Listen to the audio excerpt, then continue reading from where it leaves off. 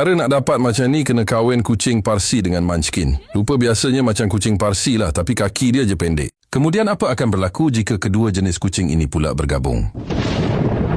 Terhasillah baka yang digelar Bambino. Dan maksud Bambino pula ialah bayi dalam bahasa Itali. Cumanya, baka ini ada beberapa masalah kulit sensitif, ruam atau kulit gatal dan kadang-kala ada isu tulang belakang yang serius. Jadi disebabkan itu, mereka cuba kacukkan lagi baka ini dengan baka kucing yang lain dengan harapan dapat menyelesaikan masalah tersebut. Contohnya Bambino dikahwinkan pula dengan Devon Rex yang super comel ini. Maka terhasillah apa yang mereka panggil Minskin. Adalah bulu sikit kat badan dia tu dan lebih aktif dari Bambino yang kita lihat tadi. Selain itu, ada juga pemilik yang berjaya mengkacukkan kucing Munchkin dengan kucing Bengal. Anaknya seperti yang korang lihat ini. Menariknya, nama Janetta ini diambil sempena nama seekor musang Afrika yang bernama Jeanette ini.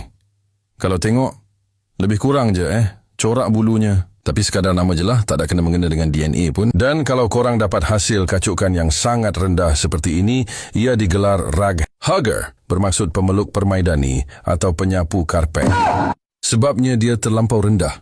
Dan ada setengah orang memanggilnya Munchkin ulat bulu.